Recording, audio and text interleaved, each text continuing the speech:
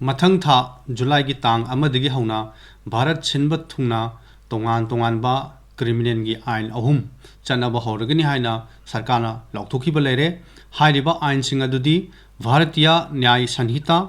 भारतीय नागरिक सुरक्षा संहिता अमसुंग भारतीय शख्य अधिनियम हाइरिबा आइन सिंग असिनी ngasi हाइरिबा आइन सिंग असिगी मतंगदा वरी वताई सानननबा आकाशवाणी इम्फाल की स्टूडियो दा मणिपुर यूनिवर्सिटी की डिपार्टमेंट ऑफ लॉ की assistant professor doctor Sapam Dilip लिंगसिन लेरे अहान मुक्तदा ओजाबु तरामना ओक्चरी खुरुमजरी अहान मुक्तदा ओजादगी अखोइना खंजनिंगलिबा असि हाइरिबा नौना सेंदोक सादुकलबा जुलाई की तांग अमदगी चनबा हौगदरिबा क्रिमिनल लॉ हाइबदी क्रिमिनल की आइन सिंग असि मसी मतौ करमना संसत्ता पुखलखिबा अमदी मसीगी तंगाई फदबा लैबा हाइबदी लैबा अमदा क्रिमिनल लॉ की तंगाई फदबा सिंग अदुगी मतांग खिदंग थंबिरम लैबाक अमा लैबा दा लैबाक तुदा लैरिबा मियाम खुयात तु सितना नुंगाइना हिंगे हरबदी क्रिमिनल जस्टिस की सिस्टम अमा लैबा म चंगी हाइबदी अरानबा तौबा मियुइसिंग मराल की मतुंगिना चैराक पीबा मधु पीनबगी नियम सिंग आइन सिंग फजना थम्मगा मधु थबकता पांथोकनबा कोर्ट न चिंगबा लिंगदुना थंबाइबसी मरु ओय मरमदी फत्तबा अरानबा तौबसिंग क्रिमिनल सिंग योखतुना थंबा नत्रगा मखोइबु चैराक पीद्रबदी मियाम की सिक्योरिटी मियाम की पुंसीदा नुंगाइना तंगदु लैताना हिंगबा हाइबसी ओइथोकते अदुना सोसाइटी अमदा लॉ अमसुंग ऑर्डर निंगथीना ngaktuna thamge haragadi mapangan kanba criminal justice system ama thambagi tangai fadabadi adumak lei masi leibak punamakta adumak chanei leibak punamakta sathaduna chu lei adu leibak punamakki su criminal law adu criminal justice system se mapung phana lei aduna india da bharat si matam sangna british ki loilam lainga ki makhada sangna leirambana bharat ki criminal law sing criminal justice system asi british ki law sing dagi mapung oina purakpa amasung british sing sina semamba law ngaktani mapung oiba major criminal law ohum indian penal code code of criminal procedure crpc aduga indian evidence act hariba law sing asi ipc na 1860 da semi aduga evidence act na 1872 da aduga crpc ji 1973 da hana semaga amuk amend toro matungda sumaina semi aduna hairiba ain ahum asigi makhada bharata criminal justice ki delivery system ji sigi ain jings da mapung oina yumpham oiraga chathare adubu matamgi matungina awon balak pasdagi law haibasidi ain haibasidi matamgi matungina awon balak kadabanina samaj gi aduga society gi ahong bala ibasing siga chunana haujikti hairiba ain ahum asi anauba ain ahumna sindoknabagi damakta parliamenta ihan hanboina december gi tang kun lising ani kulhumdoida lok sabha da ain ahum asi pass tawi aduga december gi tang kun mathoi lising ani kulhumdoida rajya sabha da ain ahum हाइबदी ngasai panbikhiba bharatiya nyay sanghitya bharatiya nagarik suraksha sanghitya amasung bharatiya saksya adhiniyam haiba ain ahum asi pass tawroba matungda bharat ki president na sahidugi habidi lising ani kulhumdoi gi december gi tang kun manga da ayaba pire aduna hojik jogena thambigeba dumaina lakliba july gi amadagi di ain asi chanagani haibagi pandam thami aduna hojik lairiba bharat ki anauba laiba hongaiba moong sidai daida हानगी अरीबा British की लोइलम लैंगा की आइन सिंग अदो मधु चुमथोकनबा हाइबदी मधु होंगदोकनबा अनौबा आइन सिंग असि पुथोकपनी हाइना खनजै ओजाना अखोगी British की इरागी मतमदगी लेवासिदा चनदुना लाकपा आइन अहुम हाइबदी आईपीसी सीआरपीसी अमदी एविडेंस एक्ट असि नौना सेंदोक सादोलगा मतमगा चुनबा मोंगदा भारतीय न्याय संहिता भारतीय नागरिक सुरक्षा संहिता अमसुंग भारतीय शख्य अधिनियम हारिबा आइन अहुम असि पुथोरपनी हाइबगी मतंगदा मरिक चुम वाफम थंबिख्रे हौजिक ओजादगी अखोइना खंजनिंगिबा मथंगी वहंग असिना हाइरिबा नौना सेंदोक सादोकलबा आइन अहुम क्रिमिनल लॉ अहुम असिदा ममांगा लैरंबा सिंग अदुगा येंगनबा मतमदा कदाई फावबा अहोंगबा मतमगु चुनबा मोंगदा करम प्रोविजन दा सेंदोक सादोकपा यावी हाइबदु खिदितंग थंबियु मपुंग ओइना अचौबा अहोंगबा लाकपसि भारतीय न्याय संहिता हाइबा हानना IPC हाइना कौरंबा मपुंग ओइबा आइन क्रिमिनल लॉ सिदनी हाइना लवी होय भारतीय नागरिक सुरक्षा संहिता दसु 0 FIR E FIR adagi speedy justice pinaba trial gi matam akaknana piba adagi judgment lauthoknabagi akaknaba matam piba sugumba ahongba adagi anoba technology la ibasing ase khoi forensic science ki sigumba sing asi investigation da sizinaba science ki anoba ahongba la iba technology gi advancement si criminal justice system da mapung phana sizinaba adagi victim sing daida trial sigi day to day natragana trial chathari sigi information phanghanba sugumba achauba ahongba na chingba hojiki bharatiya nagarik suraksha sanghita da sulai aduga bharatiya saksya adhiniyam haiba ain asi hanana khoina chatnaramba Indian Evidence Act 1872 haiba ain asi mahut singadorini ain asi mapung oina akoina nainabada yauriba bharatiya nyaya sanghitya maduna karamba thabak singbu koina offense ni karamba ek singbu koina offense ni haina lawgadage haibadu offense karino haibadu koina phajana define tawbani sigaidi aina yadaba thabak ni si tawrdi punishment phangani haiba aduga mu madu tawroba mi singdu karamaina chairak pigadage madugi trial karamaina tawgadage haibasina bharatiya nagarik suraksha sanghitya na pibani aduga madugi chathariba trial natraga chathariba process today kari bu aikoina praman oina lawgadage praman oina siznaba yaba posingdu karine praman kamaina pigadage haibasina bharatiya saksya adhiniyam haibasina pigadorini aduna evidence haibasi yaudragadi trial da kanagumba amada matik saba praman matik saba evidence yaudana chairak pibe ade aduna chairak karmaina pigadage haibasida evidence thiba machangi aduna sigi bharatiya saksya adhiniyam haibasina karamba praman singbu aikoina court ta evidence ama oina karamba evidence bu akoina court ta sizinaba yagadage haibaji lepada yamna asoba thodang loba ain makhalamani Indian Evidence Act hojikna bharatiya saksya adhiniyam haina haibaje aduna masi matam gi oina ahongba mayam amadi adumak purakhi adubu madumak purena hairagasu ngasai haijakiba hojik ahongba bharata achauba ahongba lakpa malemda achauba ahongba la ibasidi information technology gi achauba ahongba jini akoina FIR habadi electronic transaction information technology act suguma mayam jingsda ayamba akoina akoigi cyber space yaudragadi akoina hingba ngamaktaba loinaba digitize tawrakpa sigi phibam sidaida akoina digital documenting ase akoina evidence oina sinaba yabra karamaina siznagadage haiba masigi pakthok chawthokpa posi bharatiya saksya adhiniyam sidaida mapung oina akoina uba fangi ngasai hana leiramba ek tudadi akoina document haiji kari no hana haibadugi mathak tuda khujik anauba lakpa ain sidadi document kari bu akoina puthokpa yaba document haina chingadage hairako matam sidadi document jigi wahan thokse anauba ain sidaida pakthok chawthohale aduna sigi documenting sigi manung sidaida electronic natragana digital record se kudam oina email hairasi server logs hairasi aduga computer da leiba documenting laptop ta natraga smartphone natragana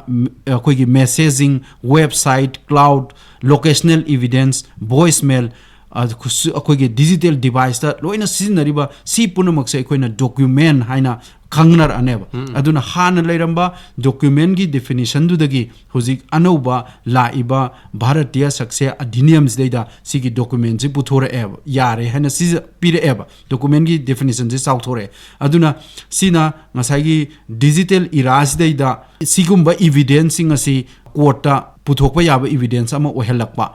aduga sigi mathak sidaida evidence haibasi karino haina bharatiya saksya adhiniyam sidaida piriba evidence haibasi siju mu akoigi electronically piba information jingase siju akoina evidence ki manungda chalani haina section 2 clause 1 sub clause e da akoigi evidence ki definition da sumaina sauthore eba aduna mapung oina ngasa hijabado sigi Indian Evidence Act natraga bharatiya saksya adhiniyam haibasidi evidence ama lepna bo honabagi yamna maru oiba achauba adugumba law makhalamani evidence kari no haibasi unna bo honabagi ano sigi anoba ainji pastor poda pulap ahumji pullaga chatkani ngasai ahanbada akoina major criminal law haiba dumaina bharatiya nyaya sanghita ne bharatiya nagarik suraksha sanghita ne bharatiya Saksia adhinium ne ahum aji pullaga mapungaina major criminal law si adum oidoini si pullaga criminal justice si India da si mapungaina pangthokadoini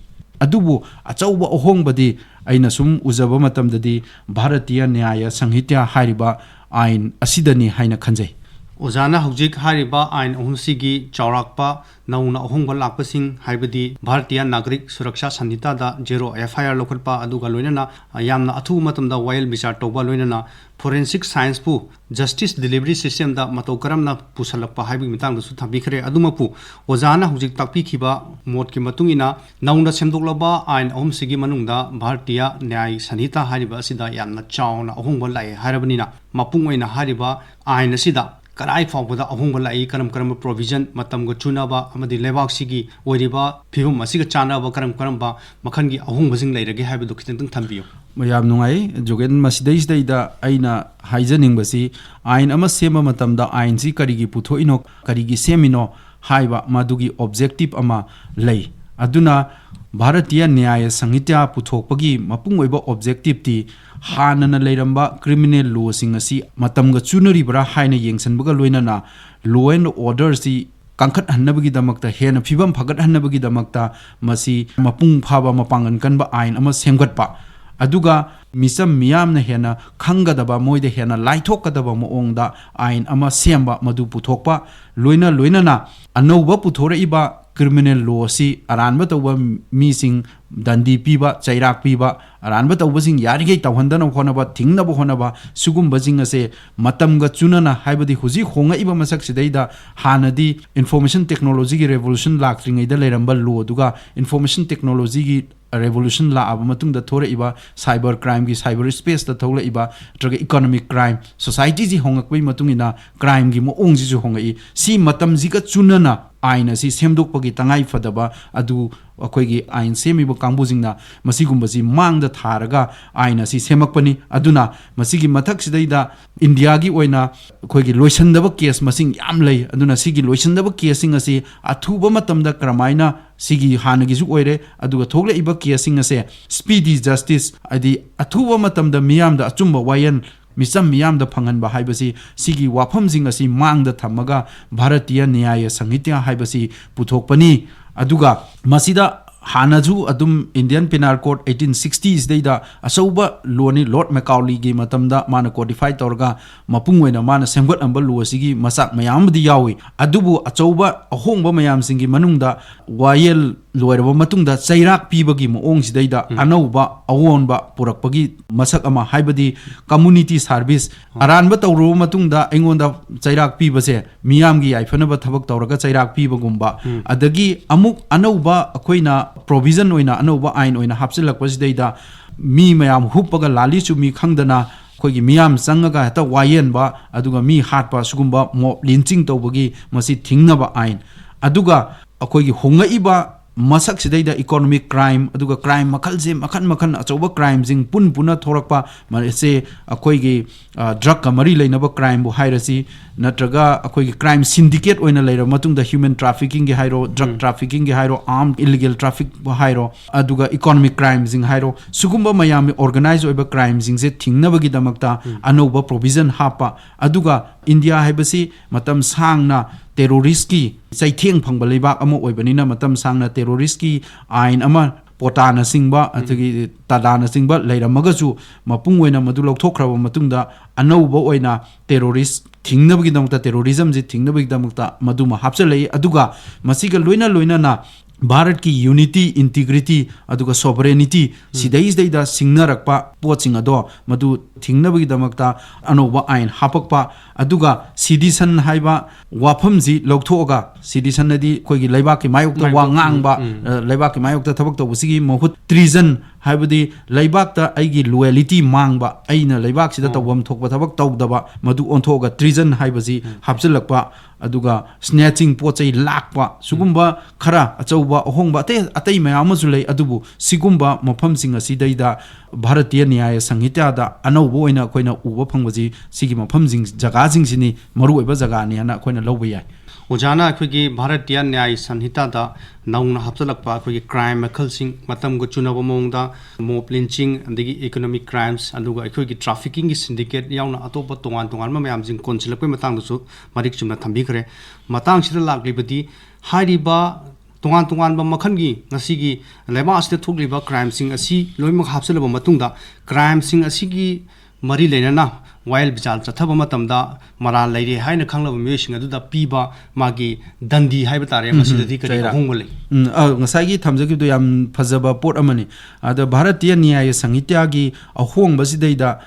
ꯂꯣꯁꯤꯗꯩꯗ ꯌꯥꯎꯕ ꯐꯖꯕ ꯄꯣꯠ ꯑꯃ ꯍꯥꯏꯔꯒꯗꯤ community service ꯑꯔꯥꯟꯕ ꯊꯕꯛ ꯇꯧꯔꯕ ꯃꯇꯨꯡꯗꯩꯗ ꯆꯩꯔꯥꯛ ꯄꯤꯕꯒꯤ ꯃꯑꯣꯡꯁꯦ ꯃꯤꯌꯥꯝꯒꯤ ꯊꯕꯛ ꯇꯧꯔꯒ ꯆꯩꯔꯥꯛ ꯑꯃ ꯑꯣꯏꯅ ꯄꯤꯕꯁꯦ ꯃꯁꯤ ꯌꯥꯝꯅ ꯐꯖꯕ ꯃꯑꯣꯡ ꯑꯃꯅꯤ ꯈꯜꯂꯤ ꯍꯥꯟꯅꯗꯤ IPCꯗ ꯏꯟꯗꯤꯌꯟ ꯄꯤꯅꯥꯜ ꯀꯣꯗꯇ ꯌꯥꯎꯔꯝꯃꯤꯁꯤ ꯆꯩꯔꯥꯛ ꯃꯈꯜ ꯈꯔ ꯂꯩ ꯃꯈꯣꯏꯁꯤꯡꯒꯤ ꯃꯅꯨꯡꯗ ꯌꯥꯝꯅ ꯁꯥꯊꯤꯕ ꯃꯈꯜꯒꯤ ꯀ꯭ꯔꯥꯏꯝ ꯑꯩꯈꯣꯏꯒꯤ ꯃꯤꯑꯣꯏꯕꯒꯤ ꯋꯥꯈꯜꯁꯤꯗꯩꯗ ꯑꯀꯤ ꯇꯨꯖꯨꯡ ꯄꯣꯛꯍꯜꯂꯒ ꯌꯥꯝꯅ ꯅꯨꯡꯉꯥꯏꯇꯕ ꯄꯣꯛꯍꯟꯕ ꯐꯥꯎꯍꯟꯕ ꯑꯗꯨꯒꯨꯝꯕ ꯃꯈꯜꯒꯤ ꯀ꯭ꯔꯥꯏꯝ ꯀꯃꯤꯠ ꯇꯧꯔꯛꯄ ꯃꯇꯝꯗ ꯁꯦ ꯅꯤꯔꯚꯌꯥꯒꯤ ꯀꯦꯁ ꯍꯥꯏ ꯃꯇꯝꯁꯤꯗꯩꯗ ꯑꯩꯈꯣꯏꯅ ꯗꯦꯠ ꯄꯦꯅꯥꯜꯇꯤ ꯍꯥꯏꯅ ꯍꯥꯏ ꯁꯤꯕꯒꯤ ꯆꯩꯔꯥꯛ ꯄꯤꯕ ꯑꯗꯨꯗꯒꯤ ꯑꯃꯨꯛ ꯃꯗꯨꯗꯒꯤ ꯈꯔ ꯅꯦꯝꯊꯔꯛꯑꯒ ꯏꯝꯄ꯭ꯔꯤꯖꯟꯃꯦꯟꯠ ꯍꯥꯏꯕꯗꯤ ꯖꯦꯜꯗ ꯊꯝꯃꯒ ꯃꯗꯨꯗ ꯊꯕꯛ ꯁꯨꯔꯒ ꯖꯦꯜꯗ ꯊꯝꯕ ꯊꯕꯛ ꯁꯨꯍꯟꯗꯕ ꯑꯗꯨꯗꯒꯤ ꯑꯇꯣꯞꯄ ꯃꯈꯜꯒꯤ ꯑꯩꯈꯣꯏꯒꯤ ꯆꯩꯔꯥꯛ ꯃꯈꯜ ꯑꯃꯅ ꯃꯥꯒꯤ ꯂꯩꯖꯔꯝꯕ ꯄꯣꯠ ꯆꯩꯁꯤꯡ ꯃꯥꯟ ꯆꯥꯡꯁꯤꯡ ꯃꯠꯄ ꯑꯗꯨꯒ ꯑꯔꯣꯏꯕ ꯑꯣꯏꯅ ꯂꯩꯔꯝꯃꯤꯁꯤꯅ ꯐꯥꯏꯟ ꯊꯤꯍꯟꯕ ꯐꯥꯏꯟꯁꯤꯗꯁꯨ ꯑꯅꯧꯕ ꯑꯥꯏꯟꯁꯤꯗꯩꯗ ꯍꯥꯟꯅ ꯂꯨꯄꯥ 500 ꯂꯤꯁꯤꯡ ꯀꯥꯏꯅ ꯇꯧꯔꯝꯕꯗꯣ ꯍꯧꯖꯤꯛꯇꯤ ₹10,00,000 ₹5,00,000 ꯍꯥꯏꯕꯗꯤ ꯃꯇꯝꯒ ꯆꯨꯅꯅ ꯉꯁꯥꯏꯒꯤ ꯐꯥꯏꯟꯒꯤ ꯁꯦꯟꯐꯝꯁꯦ ꯃꯁꯤ ꯂꯦꯞꯄꯛꯄꯁꯨ ꯌꯥꯎꯋꯦ ꯑꯗꯨꯕꯨ ꯁꯤꯒꯤ ꯃꯊꯛꯁꯤꯗꯩꯗ ꯀꯝꯃꯨꯅꯤꯇꯤ ꯁꯥꯔꯚꯤꯁ ꯍꯥꯏꯁꯤꯅꯤ ꯑꯩꯅ ꯌꯥꯝꯅ ꯐꯖꯕ ꯑꯗꯨꯒ ꯑꯅꯧꯕ ꯏꯟꯗꯤꯌꯥꯒꯤ ꯀ꯭ꯔꯤꯃꯤꯅꯦꯜ ꯂꯣꯒꯤ ꯀ꯭ꯔꯤꯃꯤꯅꯦꯜ ꯖꯁꯇꯤꯁ ꯗꯤꯂꯤꯚꯔꯤ ꯁꯤꯁꯇꯦꯝꯁꯤꯗꯩꯗ ꯊꯣꯛꯂꯛꯏꯕ ꯆꯩꯔꯥꯛꯀꯤ ꯃꯑꯣꯡꯁꯦ ꯑꯗꯨꯅ ꯃꯁꯤ ꯑꯩꯈꯣꯏꯅ ꯀꯔꯝꯕ ꯃꯈꯜꯗ ꯑꯩꯈꯣꯏꯅ ꯆꯩꯔꯥꯛ ꯄꯤꯕ ꯌꯥꯏ ꯀꯥꯏꯅ ꯍꯥꯏꯔꯒꯗꯤ ꯀꯝꯃꯨꯅꯤꯇꯤ ꯁꯥꯔꯚꯤꯁ ꯍꯥꯏꯁꯤ ꯄꯩꯁꯥ ꯄꯤꯗꯅ ꯑꯩꯅ ꯊꯕꯛ ꯑꯃ ꯇꯧꯕ ꯃꯇꯝꯗ ꯃꯗꯨꯒꯤ ꯃꯃꯜ ꯄꯤꯔꯤꯅꯦ ꯑꯗꯨꯒꯤ ꯃꯃꯜꯗꯨ ꯂꯧꯍꯟꯗꯅ ꯃꯗꯨꯒꯤ ꯃꯃꯜꯗꯨꯅ ꯆꯩꯔꯥꯛ ꯑꯣꯏꯕꯅꯦ ꯁꯤ ꯏꯁꯝ ꯁꯝꯅ ꯍꯥꯏꯔꯀꯥꯟꯗ ꯑꯩꯈꯣꯏꯅ ꯍꯤꯗꯥꯛ ꯊꯛꯑꯒ ꯑꯩꯈꯣꯏꯒꯤ ꯂꯝꯕꯤ ꯁꯣꯔꯣꯛꯇ ꯃꯤꯌꯥꯝꯗ ꯅꯨꯡꯉꯥꯏꯇꯕ ꯃꯈꯜꯒꯤ ꯂꯝꯆꯠ ꯁꯥꯖꯠ ꯆꯠꯄ ꯂꯝꯕꯤꯗ ꯇꯧꯕ ꯑꯗꯨꯒꯨꯝꯕ ꯅꯨꯡꯉꯥꯏꯇꯕ ꯑꯗꯒꯤ ꯃꯤꯒꯤ ꯑꯩꯈꯣꯏꯒꯤ ꯏꯖꯠ ꯁꯣꯛꯄ ꯌꯥꯕ ꯋꯥꯐꯝ ꯃꯤꯒꯤ ꯔꯤꯄꯨꯇꯦꯁꯟ ꯃꯥꯡꯍꯟꯕ ꯌꯥꯕ ꯗꯤꯐꯦꯝ ꯇꯧꯕ ꯌꯥꯕ ꯋꯥꯐꯝ ꯑꯗꯨꯒꯨꯝꯕ ꯉꯥꯡꯉꯨꯕ ꯑꯗꯒꯤ ꯑꯗꯨ ꯅꯠꯇ꯭ꯔꯒꯅ ꯑꯩꯈꯣꯏꯒꯤ ꯄꯣꯠ ꯃꯆꯥ ꯃꯁꯨ ꯍꯨꯔꯥꯟꯕ ꯂꯨꯄꯥ 4,000-5,000ꯒꯤ ꯄꯣꯠ ꯅꯠꯇ꯭ꯔꯒꯅ ꯌꯥꯝꯅ ꯄꯤꯛꯄ ꯑꯣꯐꯦꯟꯁ ꯑꯃ ꯑꯔꯥꯟꯕ ꯊꯕꯛ ꯑꯃ ꯇꯧꯔꯨꯔꯒ ꯑꯍꯥꯟꯕ ꯑꯣꯏꯅꯒ ꯇꯧꯕ ꯁꯤꯒꯨꯝꯕ ꯃꯈꯜꯒꯤ ꯑꯣꯐꯦꯟꯁ ꯃꯆꯥ ꯁꯤꯒꯨꯝꯕ ꯇꯧꯕ ꯃꯤꯁꯤꯡꯗꯗꯤ ꯖꯖꯅ ꯇ꯭ꯔꯥꯏꯌꯦꯜ ꯇꯧꯔꯕ ꯃꯇꯨꯡꯗ ꯑꯩꯈꯣꯏꯒꯤ ꯃꯥꯁꯤ ꯃꯔꯥꯜ ꯂꯩꯔꯦ ꯍꯥꯏꯔꯒꯗꯤ ꯁꯤꯒꯨꯝꯕ ꯃꯈꯜꯒꯤ ꯆꯩꯔꯥꯛꯁꯦ ꯀꯝꯃꯨꯅꯤꯇꯤ ꯁꯥꯔꯚꯤꯁ ꯃꯤꯌꯥꯝꯗ ꯌꯥꯏꯐꯅꯕ ꯃꯁꯤ ꯍꯥꯟꯅꯅ ꯑꯩꯈꯣꯏꯒꯤ juvenile justice care and protection of children ꯑꯦꯛꯇꯗꯤ ꯑꯉꯥꯡꯁꯤ ꯑꯗꯨꯃꯥꯏꯅ ꯑꯔꯥꯟꯕ ꯇꯧꯔꯒꯗꯤ ꯑꯉꯥꯡꯁꯤ ꯀꯝꯃꯨꯅꯤꯇꯤ ꯁꯥꯔꯚꯤꯁꯁꯦ ꯁ꯭ꯀꯨꯜꯗ ꯆꯠꯂꯒ ꯂꯩ ꯏꯁꯤꯡ ꯆꯥꯏꯍꯟꯕ ꯅꯠꯇ꯭ꯔꯒꯅ ꯑꯩꯈꯣꯏꯒꯤ ꯄꯥꯕ꯭ꯂꯤꯛ ꯄ꯭ꯂꯦꯁ ꯑꯃꯗ ꯃꯐꯝ ꯑꯃꯗ ꯆꯠꯂ ꯍꯣꯁꯄꯤꯇꯥꯜꯗ ꯆꯠꯂꯒ ꯍꯣꯁꯄꯤꯇꯥꯜꯒꯤ ꯑꯀꯣꯏꯕꯗꯣ ꯅꯪ ꯋꯥꯏ ꯁꯤꯇꯣꯛꯎ ꯀꯥꯏꯅ ꯍꯥꯏꯔ ꯁꯤ ꯀꯝꯃꯨꯅꯤꯇꯤ ꯁꯥꯔꯚꯤꯁꯀꯤ ꯃꯈꯜ ꯑꯃꯅꯦꯕ ꯁꯨꯝꯕ ꯃꯈꯜꯒꯤ ꯑꯅꯧꯕ ꯃꯈꯜꯒꯤ ꯄꯅꯤꯁꯃꯦꯟ ꯑꯃ ꯂꯥꯛꯄꯁꯤꯗꯤ ꯑꯩꯈꯣꯏꯒꯤ ꯑꯗꯨꯝ ꯂꯣ ꯑꯁꯤꯗꯩꯗ ꯈꯤꯇꯪ ꯐꯖꯕ ꯃꯁꯛ ꯑꯃ ꯌꯥꯎꯕ꯭ꯔꯥ ꯍꯥꯏꯅ ꯈꯟꯖꯩ ꯚꯥꯔꯇꯤꯌꯥ ꯅ꯭ꯌꯥꯏ ꯁꯪꯍꯤꯇꯥꯗ ꯌꯥꯎꯔꯤꯕ ꯑꯩꯈꯣꯏꯒꯤ ꯇꯣꯉꯥꯟ ꯇꯣꯉꯥꯟꯕ ꯄ꯭ꯔꯣꯕꯤꯖꯟꯁꯤꯡꯁꯤ ꯑꯩꯈꯣꯏꯅ ꯃꯁꯤ ꯈꯪꯂꯕ ꯃꯇꯨꯡꯗ ꯑꯣꯖꯥ ꯃꯅꯤꯄꯨꯔ ꯑꯁꯤ ꯑꯩꯈꯣꯏꯒꯤ ꯂꯣ ꯑꯦꯟ ꯑꯣꯔꯗꯔꯗ ꯁꯥꯟꯇꯤ ꯔꯛꯁꯥꯒꯤ ꯐꯤꯕꯝꯗ ꯌꯥꯝꯅ ꯑꯩꯈꯣꯏꯒꯤ ꯑꯐꯕ ꯑꯣꯏꯗꯕ ꯁ꯭ꯇꯦꯠ ꯑꯃꯁꯨ ꯑꯣꯏꯕ ꯂꯣꯏꯅꯅ ꯃꯐꯝꯁꯤꯗ ꯑꯩꯈꯣꯏꯒꯤ ꯐ꯭रीडꯝ ꯑꯣꯐ ꯁ꯭ꯄꯤꯆ ꯍꯥꯏꯇꯥꯔꯦ ꯑꯩꯈꯣꯏꯅ ꯉꯥꯡꯕ ꯌꯥꯕ ꯉꯥꯡꯕ ꯌꯥꯗꯕ ꯃꯔꯝꯗꯤ ꯁꯤꯒꯨꯝꯕ ꯁꯤꯆꯨꯋꯦꯁꯟꯁꯤꯅ ꯃꯔꯝ ꯑꯣꯏꯔꯒ ꯑꯇꯣꯞꯄ ꯑꯃꯗ ꯑꯩꯈꯣꯏꯒꯤ ꯂꯝꯗꯝꯁꯤꯗ ꯇꯣꯏꯅ ꯊꯣꯛꯄ ꯕꯟ ꯕ꯭ꯂꯣꯀꯦꯠꯅꯆꯤꯡꯕꯁꯤꯅ ꯃꯔꯝ ꯑꯣꯏꯔꯒ ꯃꯤꯌꯥꯝꯗ ꯁꯥꯊꯤꯅ ꯑꯋꯥ ꯆꯩꯊꯦꯡꯁꯨ ꯄꯤꯕ ꯔꯥꯏꯠꯁ ꯑꯃꯅꯤ ꯍꯥꯏꯖꯔꯤꯕ ꯑꯁꯤꯒꯨꯝꯕ ꯂꯩꯔꯤꯕ ꯃꯌꯥꯝ ꯑꯁꯤ ꯍꯟꯗꯛꯀꯤ ꯅꯧꯅ ꯁꯦꯝꯗꯣꯛ ꯁꯥꯗꯣꯛꯂꯕ ꯂꯣ ꯚꯥꯔꯇꯤꯌꯥ ꯅ꯭ꯌꯥꯏ ꯁꯪꯍꯤꯇꯥꯁꯤꯗ ꯃꯁꯤꯗ ꯑꯩꯈꯣꯏꯅ ꯀꯔꯝꯕꯕꯨ ꯆꯩꯔꯥꯛ ꯐꯪꯅꯤꯡꯉꯥꯏ ꯑꯣꯏꯕ ꯀ꯭ꯔꯤꯃꯤꯅꯦꯜ ꯑꯣꯏꯕ ꯑꯦꯛꯅꯤ ꯅꯠꯇ꯭ꯔꯒ ꯃꯗꯨ ꯊꯕꯛꯅꯤ ꯍꯥꯏꯅ ꯃꯁꯤ ꯀꯣꯟꯁꯤꯟꯕꯒꯤ ꯋꯥꯐꯝꯗꯤ ꯂꯩꯕꯤꯕ꯭ꯔꯥ ꯉꯁꯥꯏ ꯄꯟꯖꯈꯤꯕ ꯑꯩꯈꯣꯏꯅ ꯇꯦꯔꯣꯔꯤꯖꯝ ꯑꯗꯨꯒ ꯇꯦꯔꯣꯔꯤꯁ ꯑꯦꯛ ꯍꯥꯏꯕꯁꯤ ꯃꯄꯨꯡ ꯑꯣꯏꯅ ꯁꯤꯃꯒ ꯑꯗꯨꯒ act endangering unity integrity and sovereignty of India ꯍꯥꯏꯔꯤꯕ ꯑꯅꯤꯁꯤ ꯁꯦꯛꯁꯟ 113 ꯑꯗꯨꯒ ꯁꯦꯛꯁꯟ 152 ꯑꯣꯐ ꯚꯥꯔꯇꯤꯌꯥ ꯅ꯭ꯌꯥꯏ ꯁꯪꯍꯤꯇ꯭ꯌꯥ ꯁꯤꯗꯩꯁꯤꯗꯩꯗ ꯃꯗꯨ ꯄꯨꯁꯟꯕ ꯌꯥꯕ꯭ꯔꯥ ꯍꯥꯏꯅ ꯈꯟꯖꯩ ꯍꯧꯖꯤꯛꯀꯤ ꯍꯥꯏꯔꯤꯁꯤꯗꯩꯗ ꯍꯥꯟꯅꯗꯒꯤ ꯃꯥꯂꯦꯝꯒꯤ ꯑꯣꯏꯅ ꯇꯦꯔꯣꯔꯤꯖꯝ ꯍꯥꯏꯁꯤ ꯊꯤꯡꯅꯕ ꯍꯣꯠꯅꯕꯅꯤ ꯑꯗꯨꯅ ꯁꯤꯗꯩꯗ ꯑꯅꯧꯕ ꯌꯥꯎꯔꯛꯏꯕ ꯁꯦꯛꯁꯟ 113ꯗ ꯌꯥꯎꯔꯛꯏꯕꯁꯤ ꯀꯔꯤꯒꯨꯝꯕ ꯂꯩꯕꯥꯛ ꯑꯁꯤꯒꯤ ꯌꯨꯅꯤꯇꯤ ꯏꯟꯇꯤꯒ꯭ꯔꯤꯇꯤ ꯁꯣꯚꯔꯦꯟꯇꯤ ꯁꯦꯀ꯭ꯌꯨꯔꯤꯇꯤ ꯁꯤꯗꯩꯗ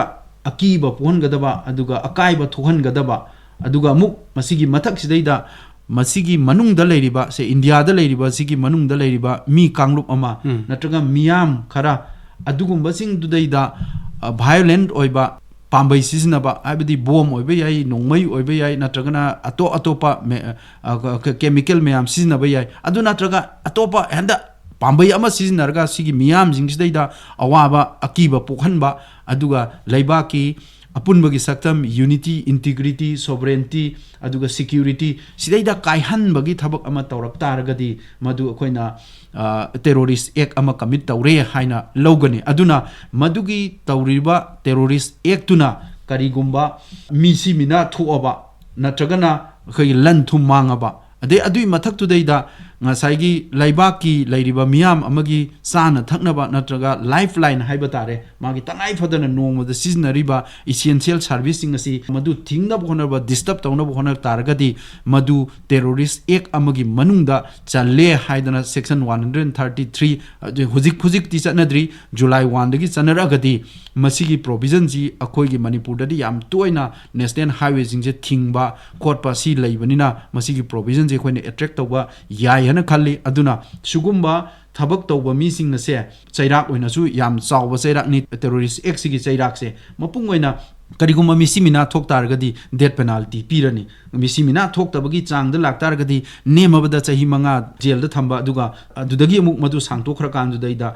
ꯃꯥꯅ ꯄꯨꯟꯁꯤ ꯆꯨꯞꯄ ꯖꯦꯜꯗ ꯊꯝꯕ ꯌꯥꯕꯒꯤ ꯑꯗꯨꯒꯨꯝꯕꯒꯤ ꯐꯤꯕꯝ ꯂꯩ ꯑꯗꯨꯅ ꯇꯦꯔꯣꯔꯤꯖꯝ ꯑꯦꯛ ꯑꯅ ꯄꯜꯂꯤꯁꯦ ꯁꯤꯒꯤ ꯄ꯭ꯔꯣꯚꯤꯖꯟꯁꯤꯃꯗꯤ ꯌꯥꯝꯅ ꯃꯄꯨꯡ ꯑꯣꯏꯅ ꯃꯦꯖꯔ ꯆꯦꯟꯖ ꯑꯃꯗꯤ ꯁꯤꯗꯩꯗ ꯚꯥꯔꯇꯤꯌꯥ ꯅ꯭ꯌꯥꯌ ꯁꯪꯍꯤꯇꯥꯅ ꯄꯣꯔꯛꯏꯁꯦ ꯃꯁꯤꯅꯦ ꯍꯥꯏꯕ ꯌꯥꯏ ꯑꯗꯨꯅ ꯃꯁꯤꯗꯗꯤ ꯉꯁꯥꯏꯒꯤ ꯏꯁꯝ ꯁꯝꯅ ꯃꯣꯏꯕꯨ ꯁꯧꯒꯠꯂꯨꯕ ꯅꯠꯇ꯭ꯔꯒꯅ ꯃꯣꯏꯅ ꯇꯧꯕ ꯊꯕꯛꯁꯤꯡ ꯑꯁꯦ ꯑꯩꯅ ꯂꯣꯠꯁꯤꯜꯂꯒ ꯊꯝꯃꯨꯕ ꯑꯗꯨꯒ ꯁꯤꯒꯨꯝꯕ ꯃꯌꯥꯝꯁꯤꯡ ꯑꯁꯤ ꯐꯥꯎꯕꯗ ꯀ꯭ꯔꯥꯏꯝ ꯑꯃ ꯑꯣꯏꯅ ꯂꯧꯏ ꯑꯗꯨꯒ ꯃꯗꯨꯒꯨꯝꯕ ꯊꯕꯛꯇꯣ ꯆꯠꯊꯔꯛꯄꯗꯒꯤ ꯐꯪꯉꯛꯄ ꯈꯨꯗꯣꯡꯆꯥꯕ ꯃꯗꯨ ꯂꯧꯔꯨꯕ ꯃꯤꯁꯤꯡꯗꯣ ꯑꯗꯨ ꯐꯥꯎꯕ ꯆꯩꯔꯥꯛ ꯐꯪꯅꯤꯡꯉꯥꯏ ꯑꯣꯏꯕ ꯌꯥꯝꯅ ꯃꯄꯥꯡꯒꯜ ꯀꯟꯕ ꯄ꯭ꯔꯣꯚꯤꯖꯟ ꯑꯃꯅꯤ ꯑꯗꯨꯒ ꯑꯇꯣꯞꯄ ꯑꯃꯅ ꯍꯧꯖꯤꯛ ꯖꯣꯒꯦꯅ ꯄꯟꯕꯤꯈꯤꯕꯗ ꯑꯩꯈꯣꯏꯒꯤ ꯐ꯭रीडम ऑफ स्पीच एक्सप्रेशन की मतांगी लाक मतमसिदैदा मणिपुर नॉर्थ ईस्ट सी इरांग लेबा मफमनी अदुना सिदैदा अनौबा लाइजे सेक्शन 152 दा हाइजे act endangering unity integrity and sovereignty of India हाइबा जिने भारत की अपुनबगी सक्तम भारत की पांगल अदुगा भारत की निंगतंबदा सिंगनरकपा अदु ओइतारगदी मदुसु चैरा फंगनी ओइ हाइबा इसम समना हार कांसिदैदा मदुगी करम्बा मओंग हारगदी वाहैना हाइबा इरगा फोंदोकपा नत्रगना साइन ओइना अयेकपा लाई ओइना नत्रगना अनंबा पोट ओइना नत्रगना अखोगी विजिबल रिप्रेजेंटेशन हाइबदी अखोगी फिल्म की ओबे याय अमा ओबे सुगुम्बा नत्रगना अखोगी इलेक्ट्रॉनिक कम्युनिकेशन मेसेज थानबा खंगदे अदगी कम्युनिकेशन फॉर्म मयाम लेरे सिगुम्बा मयाम सिंग असिना अखोगी लैबाक से काइनबा थबकता अइना पुनिंग थौगतलुरबा नत्रगना खुलाई पायरगा लान हौनबा मदुमाइना अखोइना वा ngangbane ibane adagi sumaina phongdo utaragadi madu bharat ki sovereignty unity integrity da singnabani aduna masi crime amani haina lauraga madugi su achoba chairak ama phangningai di lei hoi sugumba manipur gumba natraga north east ki sidadi kitang khudong cha da mayam di lei adubu sigi wahi sidaida akoigi atamnana natraga khangna haiba wahi amakak sizin narambani na thaidok thaijin yabagi aidi atamnana tawba nataba khangdana tawruba potudi sigi makhada prosecution tawba natra sigi makhada pusan badi yade adubu ngasai kanana khangani akoigi mi wahange natragana misuse tawge haragadi misuse tawba yabagi room di sigi sidaida kitang di lakadra haina chingnabadi adum lei article 19 clause 1 sub clause a da yariba freedom of speech and expression du akoi citizen jing da pi hoi chumi madu loina ba absolute oiba dinate ain ama semaba matungda madugi freedom of speech and expression do cartel tawadi yai aduna swagi area ji akoina kitang khare hena kupthana nainaba aduga north east ka mapungoina yengba yai wajigi 113 ga aduga section 152 akoigi bharatiya nyay sanghita ji matamsu yamna tensilakle aduna ngasi gi khoigi khana nainaba si maruina bharatiya nyay sanhita da mapungoina lokre aduna matung tarakpa khoigi tangkaksingda bharatiya nagarik suraksha sanhita amasung bharatiya shaksha adhiniyam gi matang dasu akhoi miyam gi wakhal loksing oge daba khana nainabagi thoram sing pudun laksagani aduga aroi boina akhoi na oza dr safam dilip te ki khangjin ningi si ojana bharatiya nyay sanhita haibasi ki matang da anoba provision ke agi matang da marik chuna thambi khare adubu hariba bharatiya nyay sanhita da yawriba tongan ba crime sing masi karam crime sing ni kamai tongni khoni haibasi loimok sandongna tapi khraba matung da ꯃꯔꯥꯜ ꯂꯩꯔꯦ ꯍꯥꯏꯅ ꯈꯪꯂꯕ ꯃꯤꯑꯣꯏꯁꯤꯡ ꯑꯗꯨꯕꯨ ꯐꯥꯕ ꯄꯨꯟꯕ ꯍꯥꯏꯕꯗꯤ ꯃꯈꯣꯏꯕꯨ ꯄꯨꯂꯤꯁꯅ ꯑꯣꯏꯔꯒꯁꯨ ꯒꯣꯔꯃꯦꯟ ꯃꯦꯁꯤꯅꯔꯤꯁꯤꯡꯅ ꯑꯣꯏꯔꯁꯨ ꯐꯥꯕ ꯄꯨꯟꯕ ꯊꯤꯖꯤꯟꯕ ꯑꯃꯗꯤ ꯋꯥꯌꯦꯜ ꯇꯧꯕꯒꯤ ꯃꯇꯝꯗ ꯃꯁꯤꯅ ꯑꯍꯣꯡꯕ ꯄꯨꯔꯛꯀꯗꯧꯔꯤꯕ ꯑꯅꯧꯕ ꯀ꯭ꯔꯥꯏꯝ ꯃꯌꯥꯝꯒꯤ ꯃꯇꯥꯡꯗꯗꯤ ꯄꯜꯂꯒ ꯑꯁꯤꯒꯨꯝꯕ ꯑꯩꯈꯣꯏꯒꯤ ꯍꯥꯏꯔꯤꯕ ꯀ꯭ꯔꯥꯏꯝꯁꯤꯡ ꯑꯗꯨ ꯗꯟꯗꯤꯗ ꯑꯣꯟꯊꯣꯔꯛꯅꯕ ꯍꯣꯠꯅꯕ ꯃꯇꯝꯗ ꯋꯥꯌꯦꯜ ꯕꯤꯆꯥꯔ ꯆꯠꯊꯅꯔꯛꯅꯕ ꯍꯣꯠꯅꯕ ꯃꯇꯝꯗ ꯃꯗꯨ ꯀꯗꯥꯏꯐꯥꯎ ꯌꯥꯝꯅ ꯊꯨꯅ ꯑꯩꯈꯣꯏꯒꯤ ꯑꯋꯥ ꯑꯅꯥ ꯅꯪꯂꯕ ꯃꯤꯑꯣꯏꯁꯤꯡ ꯑꯗꯨꯗ ꯏꯐꯦꯛꯇꯦꯠ ꯚꯤꯛꯇꯤꯝꯁꯤꯡ ꯑꯗꯨꯗ ꯑꯩꯈꯣꯏꯒꯤ ꯗꯤꯂꯤꯚꯔꯤ ꯑꯣꯐ ꯖꯁꯇꯤꯁꯁꯤ ꯐꯪꯅꯕ ꯍꯣꯠꯅꯕꯗ ꯀꯔꯝꯕ ꯄ꯭ꯔꯣꯚꯤꯖꯟ ꯍꯟꯗꯛꯀꯤ ꯅꯥꯒꯔꯤꯛ ꯁꯨꯔꯛꯁꯥ ꯁꯪꯍꯤꯇꯥꯁꯤꯗ ꯌꯥꯎꯏꯗꯣ ꯈꯤꯇꯪ ꯁꯝꯂꯞꯅ ꯊꯝꯕꯤꯔꯝ ꯍꯧꯖꯤꯛꯀꯤ ꯚꯥꯔꯇꯤꯌꯥ ꯅꯥꯒꯔꯤꯛ ꯁꯨꯔꯛꯁꯥ ꯁꯪꯍꯤꯇꯥꯗ ꯉꯁꯥꯏꯒꯤ ꯃꯄꯨꯡ ꯑꯣꯏꯅ ꯃꯥ ꯄꯨꯊꯣꯛꯄꯒꯤ ꯃꯔꯝꯁꯨ ꯏꯟꯚꯦꯁꯇꯤꯒꯦꯁꯟꯗ ꯁ꯭ꯄꯤꯗꯤ ꯖꯁꯇꯤꯁ ꯍꯥꯏꯕꯁꯤꯅꯦꯕ ꯁ꯭ꯄꯤꯗꯤ ꯖꯁꯇꯤꯁ ꯍꯥꯏꯕꯁꯦ ꯍꯧꯖꯤꯛꯇꯤ ꯔꯥꯏꯠ ꯇꯨ ꯂꯥꯏꯐ ꯍꯥꯏꯗꯅ ꯚꯥꯔꯠꯀꯤ ꯀꯣꯟꯁꯇꯤꯇ꯭ꯌꯨꯁꯟꯒꯤ आर्टिकल 21दा पीरिबा राइट टू लाइफ की सरुक अमनी हाइबसी यानरब वाफमनेब द स्पीडी जस्टिस पीबा हाइबसे हाइबदी थुना वायल चथरगा थुना जस्टिस फंगनबा हाइबसे या मरु ओएब अदुबु जस्टिस फंगनबा हाइबसिदैदा आइन खक्नदी आइन सेमबा हाइबसिना आइन सेमबा मतुंगदा आइन दु थबक ओइना ओन्थोरा कांदनी जस्टिस फंगनदोइदी आइन सेमबा खक्तना जस्टिस डिलीवरी सिस्टम दा अथुबा जस्टिस फंगनबदी मदुमदी वागनेब मपुंग ओइना लॉ एनफोर्सिंग एजेंसी सिंगसिदी या मरु ओइना मोइगी अचौबा रोल अमा चंगेबा एनी इन्वेस्टिगेटिंग एजेंसी से इंक्लूडिंग पुलिस हाइरो नत्रगा दai इन्वेस्टिगेटिंग एजेंसीज मयाम अमा लै इंडिया गी ओइनासु अदगी कोर्ट लैरी अदगी बार बेंच की पोर्ट मयाम अमा लैरी को अदुना सिगी मथक सिदैदा भारतीय न्याय संहिता सिदैदा स्पीडी ट्रायल हाइबसी यामना मपुंग ओइरे इजी अककनबा मतम अमगी मनुंगदा अखोइगी जजमेंट लाउथो हाइबसिने सेक्शन 258 ऑफ दी भारतीय नागरिक सुरक्षा संहिता हाइजे जजमेंट जी अखोइगी हियरिंग जे लोइग्रो मतुंगदा आर्गुमेंट लोइग्रो मतुंगी नुमित कुंथ्रानी की मनुंगदा जजमेंट दो लाउथो ओबा अदुगा मदु कैगुंबा ngamda targidi numit 15 gi manungda argument loigraba singdudi matam sangna lauranu aduga laukthokpam thokpodo adum lauktho haibajineba adugi mathak to daida akoigi trial jigi kari kari ahongba laige kaya yamna khumang chausil lagi na haibaji ju victim daida mangonda information pibiba ma adusu darkar oeba hena laitho hanbada yamna nungaiba pot ama haragadi ngasai zero FIR gi mathak to daida ngasai e FIR sineba e FIR haibadi kari no hai kansda irang ama thue natragana akoida thodok ama crime ama thue haiba matam du daida crime du thue haibasi complaint ama natragana information ama di pineba adugi information do hojikti electronic device da akoina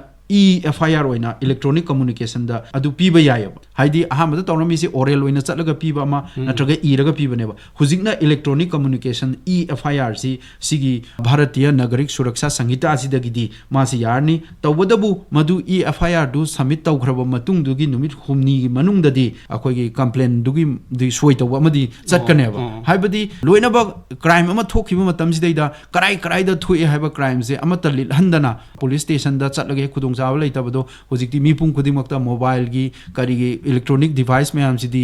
लोइनबक सिजनरबने मदु सिजनरगा यारिगै थोगलैबा crime पुनमक्से लोइनब record तौरगा FIR चालगा अदु ट्रायल तौरगा थुना जस्टिस पीबा हाइबसिमदी भारतीय नागरिक सुरक्षा संहिता सिना अखोइगी मागी ऑब्जेक्टिव की मनुंग अमा चनगनी हाइना अदुमाइना खंजै याम नुंगाइजरे doctor Sapam Dilip assistant professor department of law Manipur university से आकाशवाणी इम्फाल की स्टूडियो लिंबिरक्तुना नौना जुलाई की तांग अमदिगी चनगदौरिबा